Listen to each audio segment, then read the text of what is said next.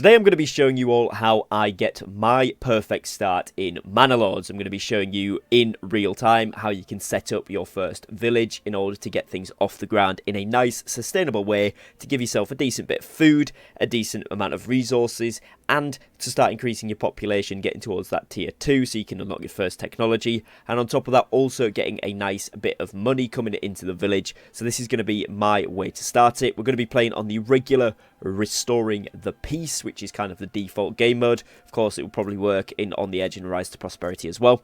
But we're just going on all default settings and we're going to simply load in, and I'm going to show you guys from the start what I usually like to do. So as you can see, you spawn in here, and if you've played the game before, you know what all this is about. But essentially you have 5 starting families and you have an ox as well as some supplies.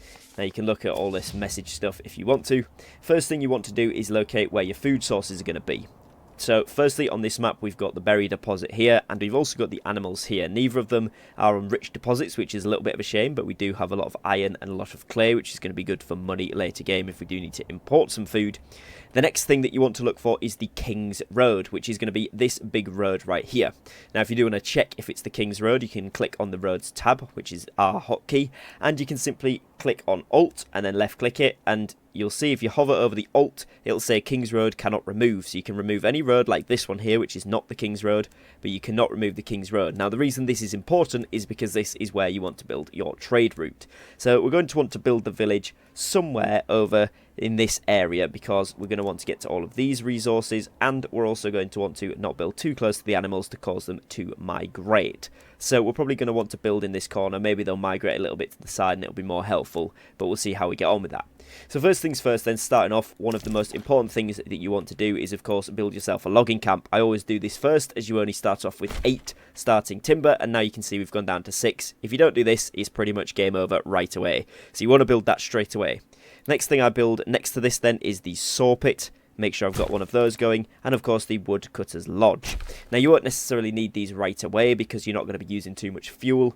As you can see there, it says no consumption, but what you are going to want to do is make sure you've got it ready to go for the future. Then once you've done this, staying in the same gathering tab, you're going to want to put down your hunting camp and your forager's hut. So firstly put the forager's hut somewhere near the berries, so over here we can see, and then the hunter's hut we're going to want to build somewhere near here. So again, probably in a similar location if we build it just to the side here. Now what you want to do is connect everything up by roads. So firstly a road like such, and then a road to the camp here that we've got going on.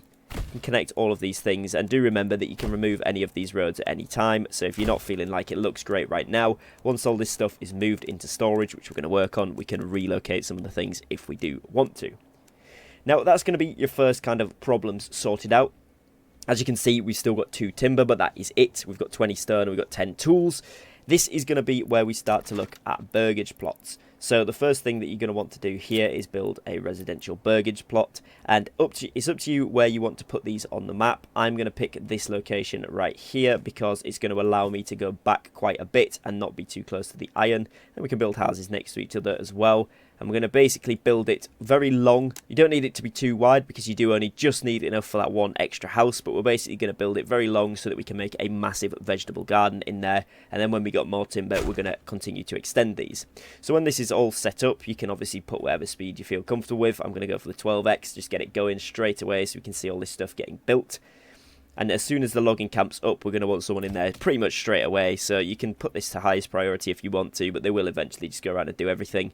But you're going to want to put someone in the logging camp pretty much instantly to make sure that this gets going straight off the bat.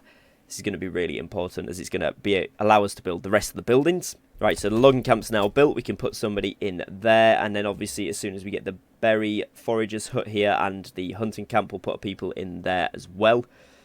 So we'll just wait for those things to get done.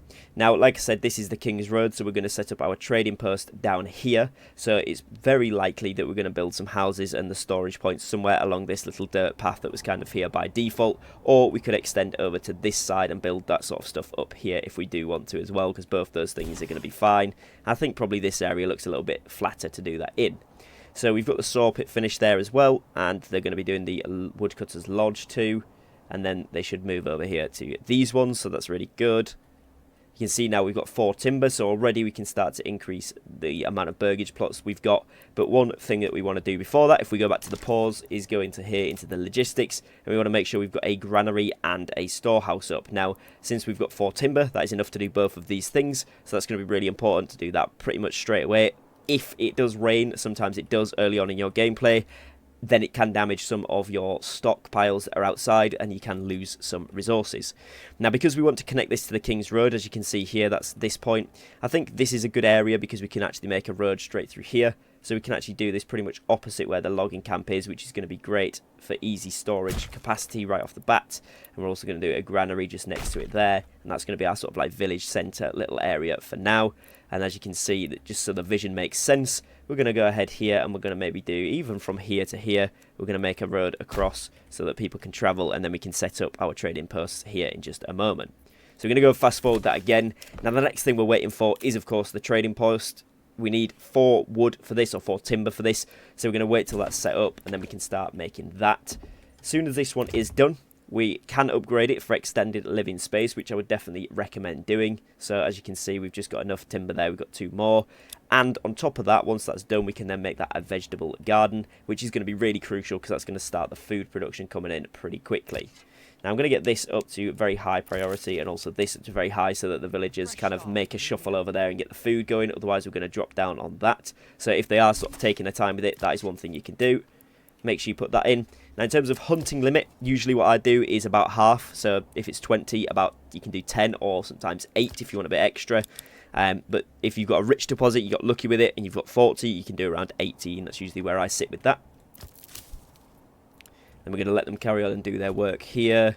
Hopefully this doesn't take too much longer to get sorted. And then we can put one of the families into this as well.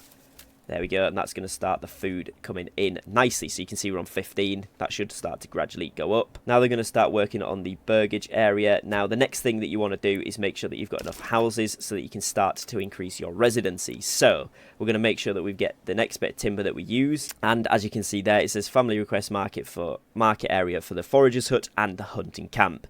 So you want this to be somewhere that everybody's going to be able to get to with the houses. I think this little corner here is going to serve as a great spot for me. So I'm going to obviously make this little sort of market out here.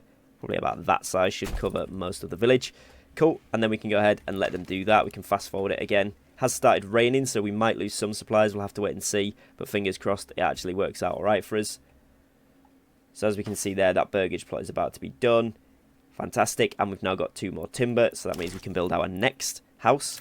So we're going to do that, and we're going to do it right next to it, facing this way, and about a similar length down and across. Obviously just minus off the one, so you've just got the one house there with an extension, and then we're going to build one more next to it here when we've got enough, going all the way back and make those 3 all vegetable gardens, and that should pretty much do us for food for the first part of the game. So again, we're going to just make these go quickly and get that happening. Now the reason that you want to do these burgage plots before you actually do your trading post is because if you don't have enough room in the houses, no more families can move in, and you will need people to run the trading posts, as well as eventually you do want to put someone in all of these areas, as well as the storehouse and the granary when those are built as well.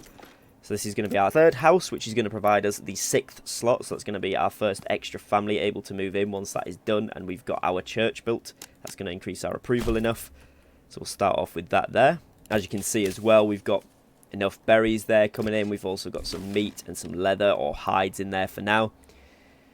Now storehouse, I would recommend putting somebody in right off the bat. Although you've only got one family then working on construction, it's going to get these supplies out of the rain. So you're going to wait till all of these supplies have gone, which is the wood, and all of these bar the food. And then once that's done, switch them over to the granary once it's built, and that will get them doing that job as well. It's kind of important to get that done early doors so that you don't lose any of your stuff or lose minimal amount possible. Now they're starting to set up stalls here as well, so that's going to provide for the village, which is great.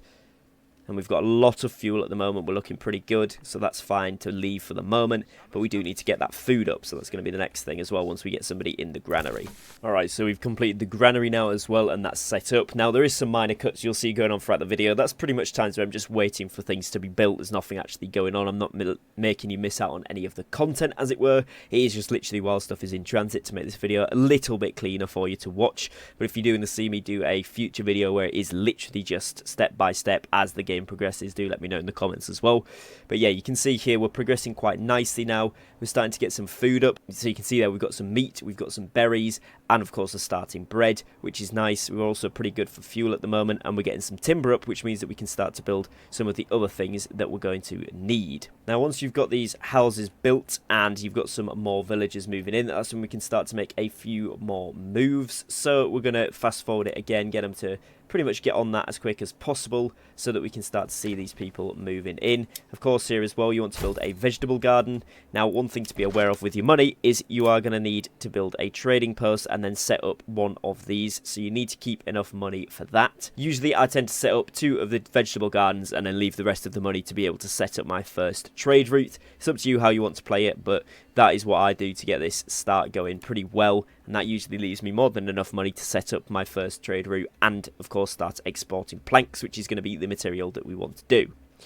So of course, you guessed it, we're going to make sure that these get built, and once they are built and we start to get more people moving in, that's when we can start to get people working in the woodcutter's lodge to get us some firewood, and of course into the saw pit, which is going to get us those planks which we're going to need for the church construction and in order to be able to make ourselves the money from the trading post. So we're just going to let this play out. We're going to let these people carry on. We're just going to see how much is left here. Just a few supplies there. Get rid of those. They do have a stall, so we're going to need to go back to them eventually, but we're going to swap them to the granary in order to take these supplies off of the floor. So you can see once that's done. Also, we're going to lose these homeless people's tents soon. Once this is built, we should have enough. There we go, we've got 5, so that is all done. So then it'll just be the hitching post, and we can rearrange this road so it's a little bit straighter, or we can just move things around so it works a little better. A couple more of those to go, and then we can take those guys from the granary and let them help with building as well to get some of this stuff done a little faster. So we can see there that's all now stocked up, so that's good. We can get them out of there and they can help with building. We're going to upgrade the living space on both of these. So you can see now we've got 6 living space requirements, which is great. So the next thing that we're going to want to do is move one of our families into the saw pit here so they can start making the planks. As you can see there, very unfortunately, we've had 13 meat stolen by the bandits, which is quite annoying because we were doing very well for food. But not to panic, that stuff does happen very often at the start of the game. It just seems to be a thing that goes on, which is not too bad. We've got that family in there now in the saw pit, so they're going to start to produce planks, which is going to be great for us, as then we can start to build a church, which is going to get our happiness up. So that's what we want to do next. Now, we can also pop down a well. Usually you want to build this as close to the houses as possible, just in case there is any fires or anything somewhere in the middle of the village. So luckily we've got the water here, you can see, and place that down. And then, yeah, you want to build the church as the next thing here. So we need 20 planks for that. We're on 5. They'll start to get produced by this saw pit as it's going along now as well. What we can also do is set up this second vegetable garden so that can get cracking, and then we've got 2 of those on the go, which they'll gradually start to plant and sow the fields of those when they're able to, which is going to give us a good supply of food on top of the hunting camp and of course the berries. Now, I've let this play out just for a couple of minutes there, and we've now got enough for the church construction, so we're going to build that right at the back of the market here in the middle of the town. And once this is done, this is going to allow our approval rating at the top here to go up by quite a bit. So you can see market food varieties giving us a decent amount. We're up to 52%. Once we've got this built and they've got access to a well, if we click on one of the burgage plots, you'll see that that's going to give the amenities all checked in, and then eventually we can get somebody in the fuel supply and the clothing supply once we've got some more families starting to move in. But that's going to allow us to get that 6th family hopefully moving in, and then we can build another burgage plot after that as well. So we're going to put this on highest priority for building, and we're going to start to do another burgage plot because we do actually have the space for that right now. So we're just going to do one to here, and this one doesn't need to be huge. We don't need them to be quite as big as what they were before now, so these smaller plots will do well. We can do a few of those coming up to this section here once we have the resources, and that's going to allow us to build things like chicken coops in as well. And that's now going to allow us to have 8 families once that is completed. So again, I'm just going to let the village carry on doing its work and let this start to take place so you guys can see what it looks like in just a couple of minutes' time. So you can see there, new family has just moved into Burgage Plot 1, which means we've now got 2 families on the building. So I'm going to actually leave it like that until they help us to build this church and the next Burgage Plot here. And then we're going to start to get them doing some of the fuel. Whilst we're in the midst of all this, though, we are also going to put down a trading post here, which is going to cost us 4 of the timber. And we're going to put this, like I said before to you, on the King's Road. So you're going to want this connecting to the King's Road, so somewhere down here, and that'll eventually get done. Now, the resources have been stolen again from the bandits. That's another 3 meat gone, which means we're now down to 0 meat, which is quite annoying. But we have got 55 berries on the go, which should keep us nice and steady for now. And if you look at this, it does say we've got 12 months supply on the food. Now, it is fuel that we're going to be needing. So once these are done, we're going to make sure that we've got enough fuel. We're going to let the church be built and the first Burgage Plot, and then put somebody on fuel, because we don't need the market quite as quickly as those 2 things. And we do need to start producing some of that firewood. So there we go, we've got the church finished. That is now going to mean that we've got all the amenities clicked in here, which is great. And then we can start to get this Burgage Plot built. As soon as it's done, we're going to then go ahead and add this. And then we're going to put it on very high on the construction priority to get this extension built ASAP. And then as soon as we've done that, in fact, before we've done that, we're going to put somebody in the Woodcutter's Lodge to start producing some fuel, because we are getting a little bit low on that. That's going to maintain our village for us once we've got somebody producing that fuel as well. So we can go ahead and fast forward that again now. And hopefully we should start to see our approval rate start to rise now as well, because they're going to be producing all of the self-sufficient neededness. They've all got homes, they're all going to have food, and they're all going to have fuel. So this should be pretty good. And we are coming towards the winter here. So of course, this is a very good timing in terms of what you want to have. You'll see that we've got until November, and then December we start to go into the winter. We have got the trading post finished as well. Apparently that one was high priority, but it's fine. That's done. Now when we get a new family moved in here, we can do this. But what you want to do is set up a trade. So you can see here is planks, and they're going to be export price of 2, which doesn't seem like a lot, but you can produce these very, very easily, and it will create a steady flow of income. So you're going to want to spend some of that money you've got left. It's costing me 7 here to establish this trade route. Then we're going to set this to export, and after a surplus of, I usually put around 25 or 30, depending on the size of the village, and that should be enough to build with, as well as allowing you to make a good bit of money once you've got a sustainable village up and running. Now that means this guy's going to come through the King's Road every so often and trade for us as soon as we've got someone working there to transport the goods. But that does mean, of course, we need some more families to move in. And as you can see, the approval rate is going up, so we should start to see some more villagers very shortly. Quick way to tell how much you've got and how much you can have in terms of villagers is you can see the living space is 8, and then just add these 2 numbers together. So we've currently got 6, which means 2 more can move in at some point. Now to kind of build off what we've done here with the Burgage plots, we're going to want to eventually upgrade this to a chicken coop, but that is going to cost us 25 wealth. So once we start to make some trades there, that's what we're going to go for. And as you can see, we've got a new family moved in there, so we can put them in the storehouse or the granary for now. That's going to be the best option to do, because the trading post, we don't actually have enough spare planks yet. We need over 25.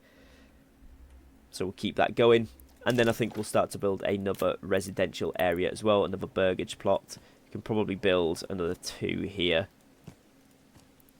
And you always want to make sure that you've got this plus housing, because that means that you get double the benefit from it. You can build the regular house and the outhouse, which means 2 families can live on 1 plot, which is really useful. Now, as you can see there, we're running out of fuel because the bandits have just stolen some, so it's a good job we've got people producing that already. It is kind of annoying when the bandits keep doing this sort of stuff early doors. Sometimes you'll get luckier than I am here. Sometimes you'll get about similar luck to me, and the bandits will just keep stealing things, but there's not much you can do about it. Unfortunately, you've kind of just got to go with it for now. At least that's from my experience. If anybody does know a way to avoid this, do drop it in the comments down below. I think we'd all appreciate the help with that one. And yeah, we need fuel pretty badly here. So what we could do, if we need to, is pop another family into the Woodcutter's Lodge if we want to get some extra fuel on the go. But I think we'll probably be alright. It's gradually going up already, and it should start to just take place because we're not using that much yet. We're not a very large village, so we should be okay.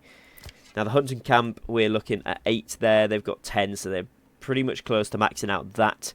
We have got some meat, though, now after it all got stolen. And the berries, we've got most of them for the winter. But as you can see, that is our first level upgrade. So we've now got 5 out of 5 Burgage plots done. And that's going to allow us to upgrade to our first development point. Now, what I go for, and this is a strategy I'm kind of teaching you all in this video, is I often go for the trade logistics. Now, what this does is it means establishing a new trade route always costs a maximum of 25 regional wealth. Why is that important? Well, if we just go out of this and have a quick look on the trading post, you'll see that some of these are pretty cheap, so 12, whatever, that's fine. When you get a bit further on, you can see here 96, 72, and more importantly, the military stuff in particular, 84 to set up that trade route. The shields here, they're going to be 68.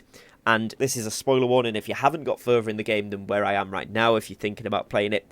But there is going to be a bandit attack coming within about a year from this point. So they tell you to form the militia once you get to this point. So you're going to form the militia, and they do actually give you 20 spears and 20 large shields. So you go into the army tab, create this. But what you'll notice as soon as you do the spear militia, you actually need 36. So to import those is going to cost you a lot. It's going to cost you a lot to set up the trade route, and then importing them is actually expensive. Whereas if you get this development point, it's going to be much more affordable and much more doable early doors. So that is always what I go for. If you want to go for other stuff, you can. With this section, what we're going to do is we're going to start off with trade logistics.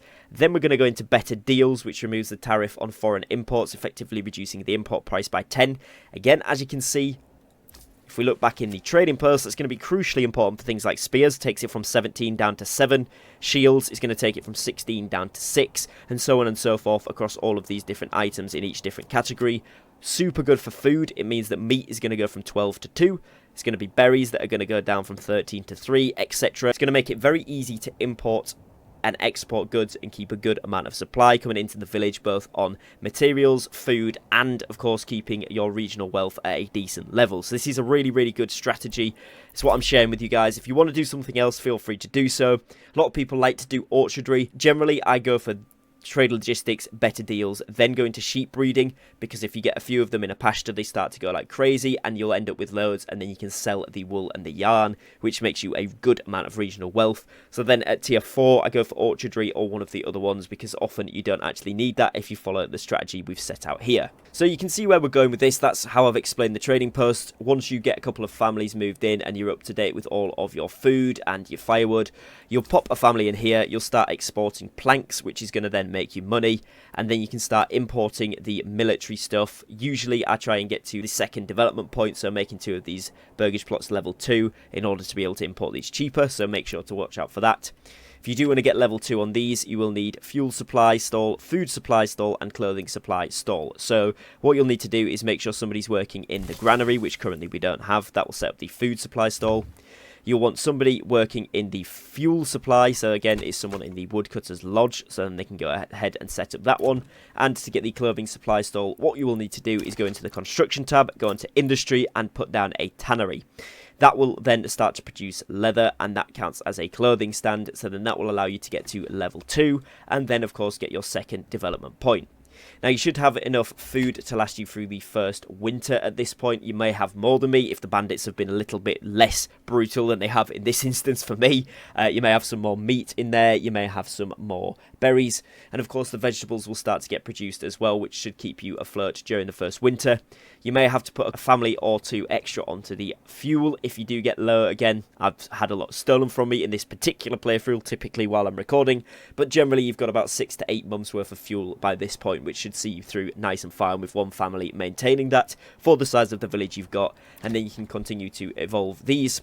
When you do have money, like I said, generally I put down a couple of chicken coops. I'll probably do 1 more of these into a vegetable patch, and then from there you'll start to build up farms, or you'll start to build up whatever else you want to do. You can do more vegetable patches, but that gives you a solid foundation to your village, and it should give you a great starting point to try and expand your empire in Manor Lords. If you found this video useful and helpful, drop me a subscribe and a like down below. If you've got any additional tips and tricks that I didn't mention in the video, drop them in the comments below, share them with everybody. It would be really helpful to help each other out with the game.